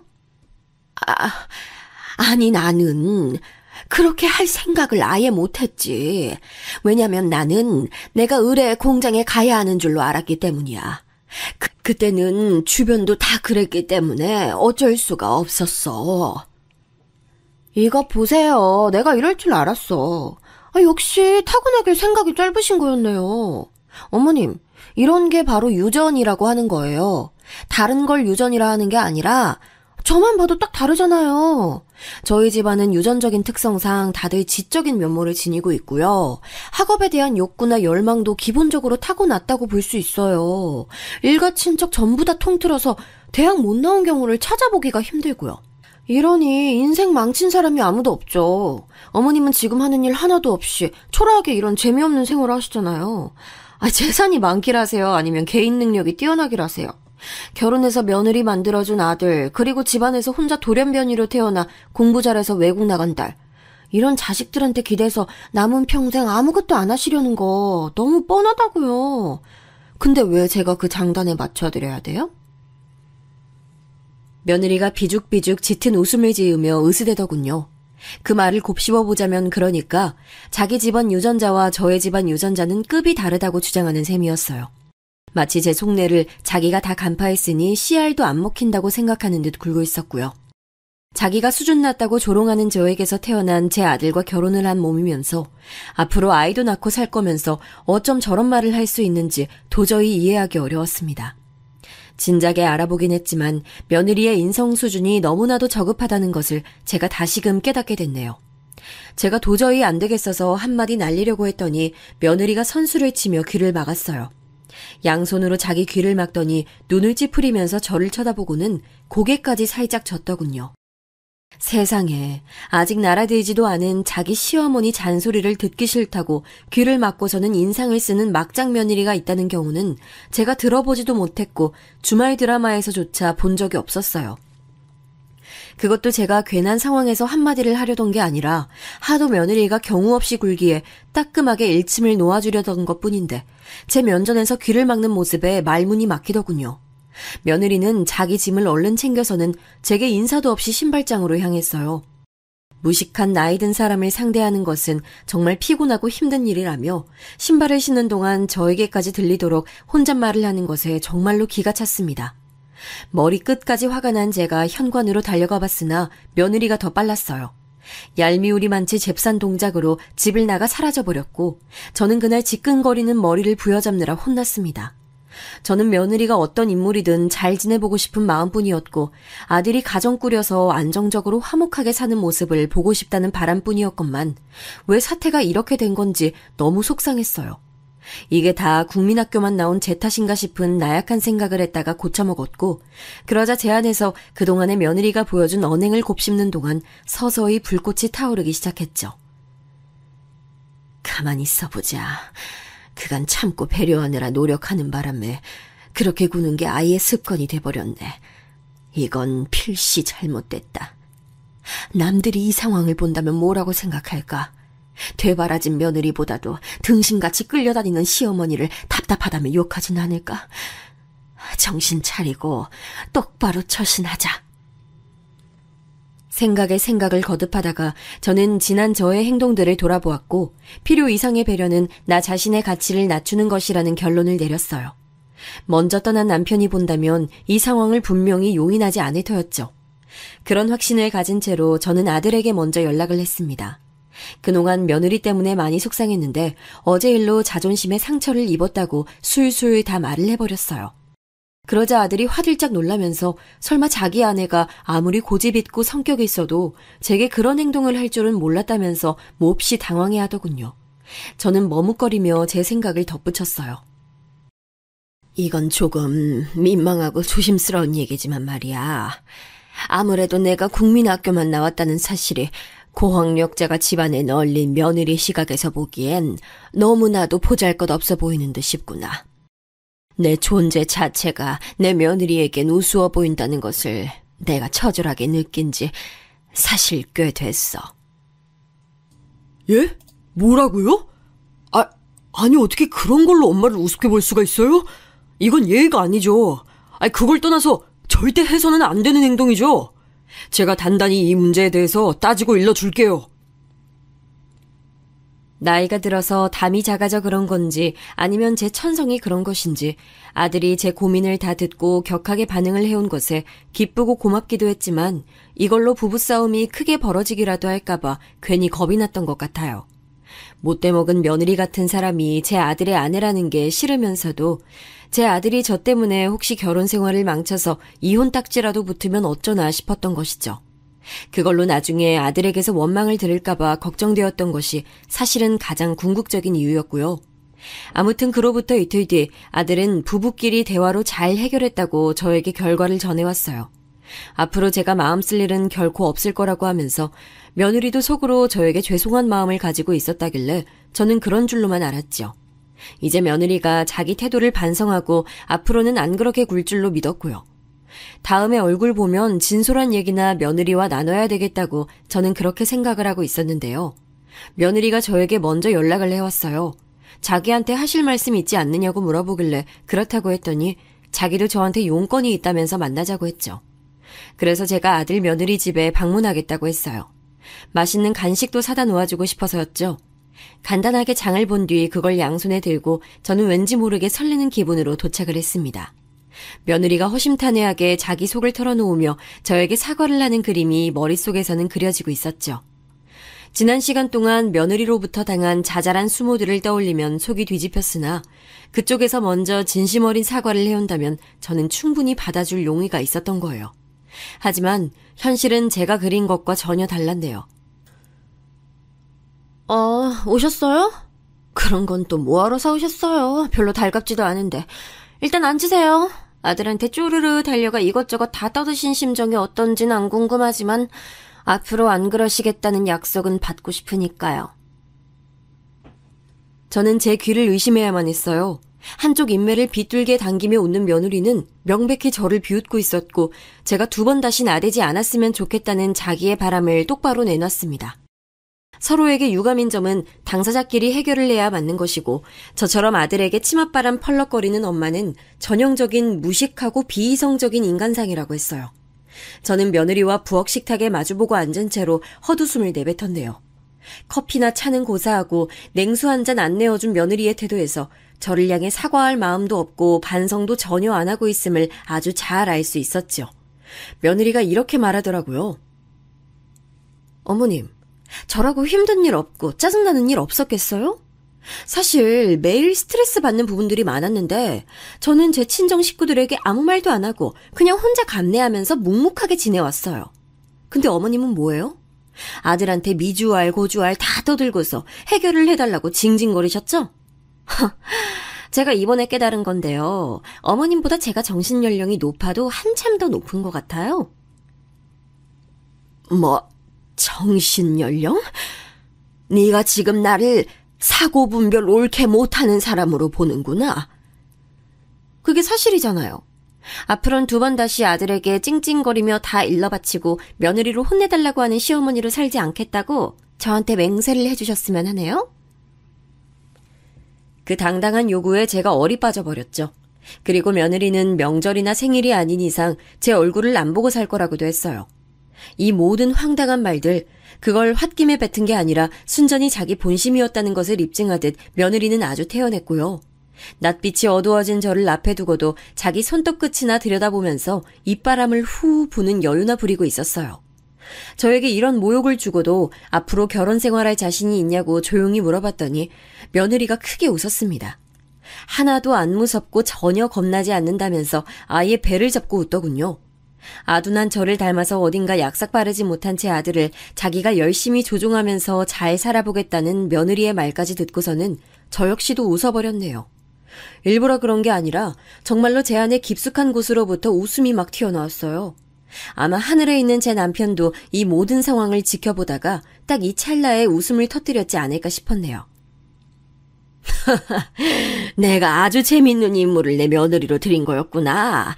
내가 지금까지 너한테 잘해주려고 이왕이면 시집 온 김에 행복하고 즐겁게 살았으면 하는 바람으로 널 전적으로 배려해주려 노력한 내 자신이 후회가 되는 참이네. 그러지 말고 정신에 곱비 풀린 네 수준에 맞춰서 놀았다면 아주 흥미로운 고부관계가 됐을 텐데 너무 재미없게 지낸 것 같네. 그간 내가 대충 남겨주니까 네가 끝도 없이 기어올라도 되는 줄 알고 이 지경으로 까부는 걸 보니 이건 내 잘못이렸다.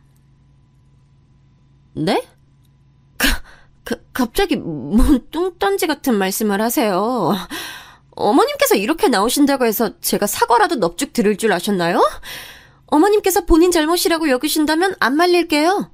네, 모두 다 어머님 잘못으로 하세요. 며느리가 조금 당황한 얼굴로 그러나 입에는 여전히 싸가지를 상실한 채로 나불거리는 동안에도 저는 피식 웃어대고 있었어요. 저희 아들이 예전에 한창 방황하고 다닐 때 그것이 저는 부모의 탓이라고 여겼듯 며느리가 누울 자리를 보고 발을 뻗게 만든 저의 안일함이 잘못 같았습니다. 하지만 이제 모든 것을 바로잡을 때였죠. 우리 아들이 처복이 있으면 자기 아내 덕을 봐서 집안 재산을 일찍이 선점할 수 있었을 텐데 보아하니 물 건너갔구나. 이제야 뒤늦게 정신 차리고 살고 있으면 뭘 하겠노. 이렇게까지 처복이 없어서야. 우리 아들 녀석 팔자겠지 이것도. 난 먼저 떠난 우리 집 바깥 양반하고 굳세 맹세한 것이 있으니까 절대 너 같은 아내를 둔 우리 아들에겐 돈 주지 않을 테야. 정신 차리지 않는 자식에겐 돈 안 주기로 했거든? 그러니 너도 그런 줄 알아라. 참나, 어머님, 도대체 뭔 돈이 있으시다고 그러세요? 어디 몇 천만 원 따로 꽁쳐두신 재산이라도 있으신가 봐요? 그런데 이렇게 센 척하면서 폼 잡으시는 것도 제 눈에는 딱 국민학교만 나온 사람의 머리에서 계산될 만한 행동으로 보이고요. 살짝 귀엽게 느껴지네요. 대단히 애를 쓰십니다, 어머님. 네가 아주 끝도 모르고 설치는데 어디서 어른 공경할 줄도 모르고 이따위로 구는 거니. 등신처럼 그간 숙여준 나도 나지만 이 정도의 성질머리까지는 용케 안 드러내고 지내온 너도 참 너구나. 그래, 내가 국민학교만 나와서 가방끈이 상당히 짧다. 하지만 사는 데는 지장이 하나도 없다 이거야. 학력 부족해서 무식하다는 소리 좀 들으면 어떠니? 내 자신이 70억인데 이 정도면 아예 국민학교마저 안 나와도 될 법했지 않니? 호쾌한 제 목소리를 끝으로 숨막히는 침묵이 따라왔어요. 며느리는 난데없이 몸에 마비가 걸린 사람 마냥 딱딱하게 굳어서는 숨도 안 쉬고서 멍하게 변한 눈빛으로 저를 쳐다보고 있었네요.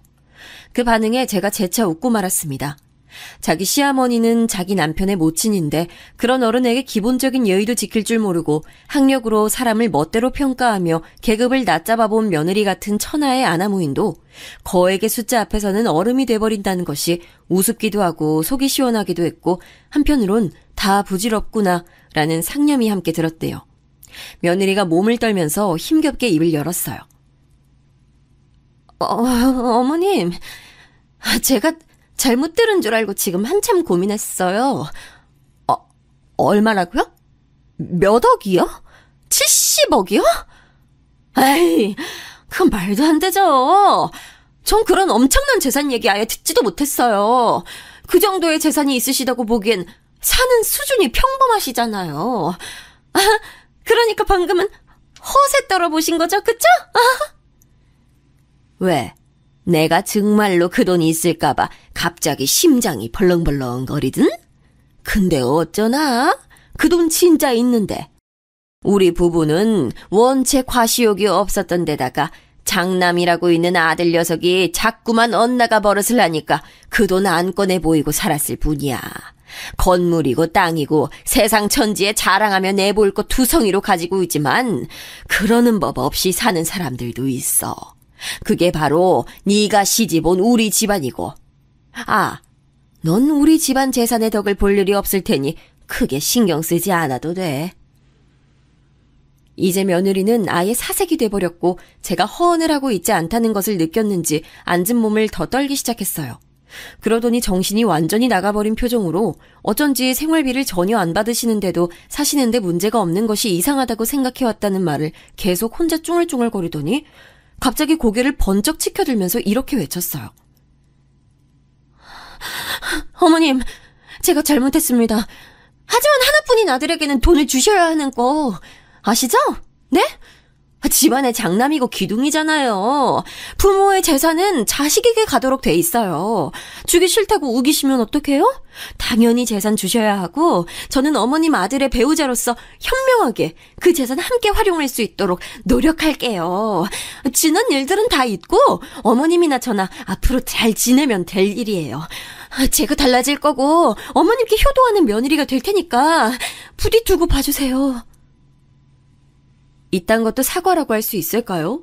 저는 이미 며느리가 제게 손이 발이 되도록 싹싹 빌어도 안 받아주고 싶은 심정이었건만 이런 저의 속도 모르고 아직 까불어대고 있었으니 어이가 없을 따름이었네요. 아들에게 돈을 안 주겠다는 것으로 며느리를 압박한 것이 없으나 저는 더 이상 참을 수가 없었어요. 당장의 며느리를 집안에서 치워버리고 싶었죠. 네가 대관절 뭐라고 함부로 내 결정을 미리 속단해? 너의 밑바닥을 이미 내가 다 봐버렸는데 받아들여줄 이유가 내게 있을까? 아무래도 없겠지. 그동안 나의 우라통을 터지게 만들고 내 두통을 악화시켜주어서 내가 아주 너에게 고마워서 미치겠구나. 이제 슬슬 작별하면 좋을 것 같으니 당장 내 아들하고 이혼해. 못 배워먹은 내 눈에도 무식해 보이는 너 따위에게 우리 집안 핏줄을 잊게 할 수는 없으니까. 며느리는 너무 놀랐는지 제가 일가를 터뜨리자마자 바로 딸꾹질을 시작했어요. 그 때문에 말도 똑바로 뱉을 수 없었고 제가 짐을 챙겨서 집을 나서는 것도 만류할 수가 없었죠. 신발장 앞에서 며느리는 철푸덕 엎어지듯 무릎을 꿇었고 저에게 빌어댔어요. 계속 딸꾹거려서 말은 옳게 못 이었지만 죄송하다고 잘못했다고 두 손을 모아서 싹싹 빌더군요. 하지만 저는 그 모습을 내려다보며 짧은 코웃음만 쳐준 채 등을 돌려버렸네요. 자기가 저에게 아나무인으로 굴어댔었으니 뿌린 만큼 거둔다는 것을 그 순간 며느리는 깨달았을 겁니다. 닫힌 현관문 안쪽에서 며느리가 울부짖는 소리가 들려왔죠. 그 후로 아들하고 며느리가 엄청 다퉜어요. 여태까지 며느리가 그런 그릇된 행동만을 해왔건만 제 아들하고 다툴 명목이 뭐가 있었냐고요? 글쎄요, 며느리가 주장하기론 저희 집안 사람들이 다 한통속으로 자기를 속였다고 했어요. 부자인 걸 말을 안 해줬으니 그걸 속이려고 작정한 거나 다름없다면서 말이죠. 제가 부동산을 그렇게 쥐고 있는 사람인 줄 알았더라면 자기가 저에게 무례하게 굴 일도 없었을 거라고 하더군요. 깍듯이 예의를 차려서 행동했을 거래요.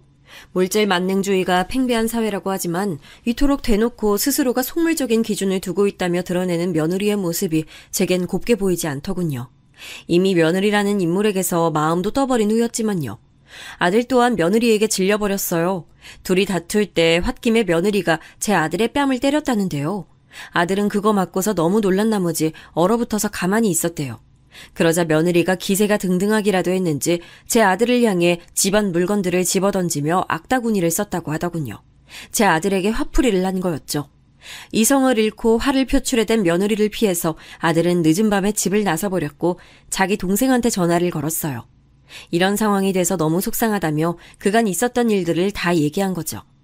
똑부러지는 제 딸은 자기 오빠한테 당장 병원 가서 진단서부터 끊으라는 현명한 조언을 남겼습니다. 아들은 어리둥절했지만 똑똑한 자기 동생 말을 곧장 따랐고 그건 며느리한테 맞은 중요한 증거가 됐어요. 저도 며느리가 제 아들을 때렸다는 걸 뒤늦게 알고 가슴이 철렁 내려앉았는데 금세 이혼이라는 결론이 나서 정말 다행이었죠. 며느리는 이혼 못한다고 울고불고 난리를 쳐서 오죽하면 그 형제 자매들이 와서 진정시킬 정도였네요. 이건 말도 안 되는 일이야. 내가 내 손으로 동아줄을, 황금줄을 자른 거였다고? 내 평생 언감생심 만져볼 수도 없는 70억을 그 집안 며느리 자리를 내가 스스로 걷어찬 셈인 거야? 이건 아니지. 세상에 이런 법이 어딨어. 이럴 순 없는 거야. 나 배울 만큼 배운 사람이고 우리 집안 다 똑똑한 사람들만 있어. 내가 이렇게 당할 것 같아? 원체 기고만장했던 며느리였으니 이런 일련의 상황들을 겪으며 정신적 타격을 받지 않을 수가 없었나 봐요. 완전히 횡설수설해대면서 계속 정신을 못 차렸고 그 모습에 깜짝 놀라신 사부인께서 당장 이혼하는 게 수순 같다고 말씀을 해주셨던 거예요. 참고로 사부인께서 저랑 제 아들에게 70억이 대체 무슨 이야기냐고 물어보셨을 때 저희 모자는 고개를 가로저었답니다. 그러자 당신의 딸이 시어머니한테 막말하며 대들고 남편을 때려서 병원 진단서까지 끊게 만들고 잘 쳐줘봐야 중산층으로 보이는 시댁이 부동산 부자라는 망상에까지 시달리는 상태라고 여기신 사부인께서는 이대로 소송을 당하더라도 이혼만은 안 해줄 거라는 며느리를 단호하게 처단하신 거예요. 강제로 이혼 도장 찍게 만드신 거였죠. 며느리는 미치고 팔짝 뛸 노릇이었으나 별다른 도리가 없었어요. 어른 앞에서 감정 다스리지 못하고 마구잡이로 굴던 그 작은 내면의 그릇이 결국 스스로를 구원해주지 못한 셈이었네요. 그렇게 자기 집안 식구들이 전부 고학력자라서 저희 집안과는 아예 비교가 안 된다는 등 자기가 저보다 모든 면에서 몇 수 위라는 등 그렇게 떠들어댔던 며느리였는데 퇴장은 아주 초라했네요. 그 후로 저는 아들과 오붓하게 진솔한 대화를 몇 번 나눴어요. 아들이 그러는데 며느리는 학창시절부터 학업에 대한 압박을 심하게 받아온 사람 같다고 하더라고요. 그런 과거를 가지고 있다 보니까 성격적으로 살짝 뒤틀린 듯 싶다는 아들의 말에 저도 동의했네요. 이유 없는 현상은 없다고 하니까 말이죠. 자기가 결혼을 잘못해서 사람 보는 눈이 없어서 이 사달을 내버렸다며 아들이 눈물을 글썽였는데 그 모습을 보며 저야말로 너무나도 미안해서 눈물이 났습니다. 아들이 스스로를 못났다고 여길 때마다 저는 아니야, 진짜로 못난 건 바로 나란다 이렇게 속으로 생각해 왔었죠. 그래서 저는 이참에 그런 걸 그만두고 싶어서 그냥 아들의 손을 꼭 잡아줬어요. 아들과 저 둘 다 자존감 부족한 모습은 이제 다 날려버리고 앞으로 보다 더 당당하게 살아보자는 다짐이었네요. 그 후로 딸은 외국살이를 그만두고 귀국이라는 선택을 해서 저를 안심시켜줬고요. 그러더니 어느 날에 새 가족 오붓하게 또 화목하게 지내던 와중에 며느리를 마주칠 일이 있었어요. 카페에 들어가서 딸과 팔짱을 낀 채로 주문한 음료를 기다리고 있었는데 눈앞에 딱 며느리가 등장한 거예요. 서로 눈이 마주치고서는 흠칫했죠. 그런데 며느리가 먼저 말을 걸어왔어요. 안녕하셨어요? 그 당시에는 제가 너무 경황이 없어서 창피한 모습을 보였는데 지금은 정신 차렸어요. 맑게 정신이 돌아온 뒤에 제가 얼마나 바보 같았는지 실감이 나더라고요. 생각해보니까 가족들이 말을 맞춰서 건물 어떤 거 있고 땅 어떤 거 있고 이런 식으로 거짓말을 충분히 할 수 있는 거였는데 제가 당시에 진위 여부도 제대로 파악하지 못했었더라고요. 그러니까 며느리의 요지는 저와 아들이 70억이 있다고 거짓말을 했을 가능성을 염두에 두고 있다는 것이었죠. 제 옆에서 딸이 너무 웃겼는지 푸흡 소리와 함께 웃음을 터뜨렸고 그러자 며느리가 눈을 째리더군요. 저희가 주문한 음료가 나왔다는 소리에 딸은 연신 웃음을 흘리며 그쪽으로 걸음을 옮겼어요. 저는 괜찮다는 표시로 딸에게 이미 눈짓을 해준 뒤였고요. 이제 둘이 되자 며느리는 삐딱하게 고개를 한껏 기울인 채로 저를 위아래로 훑어봤습니다. 여전히 어른 공경할 줄 모르는 그 태도에 정말 대단하구나라는 생각이 들었습니다. 국민학교만 딸랑 나오신 분도 평일 대낮에 스타벅스 이용하는 거 보면 우리나라가 참 살기는 좋은 것 같네요. 대학 나온 보람을 죽여놓는 나라꼴이 재밌어요? 아, 맞다. 건물주라서 여유로우시다고 하셨었죠? 그럼 스타벅스 다니실 수도 있죠. 그런데요, 대체 근데 어떤 건물인 거예요? 여기처럼 번지르르한 대형 빌딩에 1층에 스타벅스 입점해 있고 이런 것까지는 아니더라도 그럴싸한 건물이니까 저한테 유세 부린 거 맞죠? 유세? 내가 그런 걸 부렸었는지 기억이 잘 안 나네. 나이가 드니 자꾸 깜빡깜빡해서 말이야. 그래도 바로 여기 이 건물이 내 소유라는 것쯤은 똑똑히 기억하고 살아. 그럼 커피 잘 마시고 가렴. 기왕이면 건물 구경도 더 하다 가고. 그때 마침 제가 그쪽을 쳐다보자 저와 눈이 마주친 스타벅스 직원들이 저희 모녀를 향해 일제히 목례를 보내왔어요. 음료를 받아든 제 딸은 배시시 웃고 있었고요. 그러자 상황 파악을 마쳤는지 며느리가 다리에 힘이 풀려서 바닥에 털썩 주저앉고 말았죠. 안색은 삽시간에 창백해진 채였고요. 이럴 수가. 아니 갑자기 이게 무슨 일이야. 여기가 어머님 건물이라고요? 진짜로 이 건물이 어머님 소유라고요? 정말이라고요? 그 애달픈 절규를 들으며 저는 남이 된 마당인데 어머님은 무슨 어머님이냐는 표정으로 쳐다봐줬더니 안색이 더욱더 사색으로 변하더군요. 며느리, 아니 그 아가씨는 고개를 연신 흔들면서 이건 말도 안 된다며 중얼거렸고 저랑 딸은 그대로 내버려둔 채 가벼운 발걸음으로 매장을 빠져나갔어요. 바로 앞 도로에는 잠시 정차해둔 차 한 대가 있었고 저희 모녀가 가까이 다가가자 운전석에서 아들이 내렸어요. 씩 웃으면서 저 타라고 센스 있게 차 뒷문을 열어주던 아들이 갑자기 어딘가를 보고는 멈칫했죠. 저와 딸이 고개를 그쪽으로 돌려봤더니 통유리로 돼 있는 스타벅스에서 그 아가씨가 창에 딱 붙어서 저희 쪽을 보고 있었어요. 마치 귀신이라도 본 것처럼 창백하게 질려있는 표정으로 말이죠. 어쩌다 마주쳤다고 알려줬더니 아들이 한숨 쉬며 고개를 저었죠. 원래 아들은 예전에 구입했던 중고차만 알뜰하게 타고 다녔다가 이혼 이후 벤츠 신용을 뽑았어요. 이 적나라한 변화에 그 아가씨가 망연자실한 거였죠. 건물에서 뛰어나온 관리인 2명이 웃으면서 인사를 보내왔고 저희 가족은 배웅을 받으며 차를 타고 그곳을 벗어났답니다. 끝까지 마음에서 우러나오는 예의나 반성을 보여주지 못한 그런 인물이 저희 집안에 더 이상 존재하지 않는다는 사실을 저는 새삼 다행으로 여기며 가슴을 쓸어내렸네요. 제가 풀어놓은 이야기는 여기서 매듭 지을까 해요. 들어주신 모든 분들께 고맙습니다.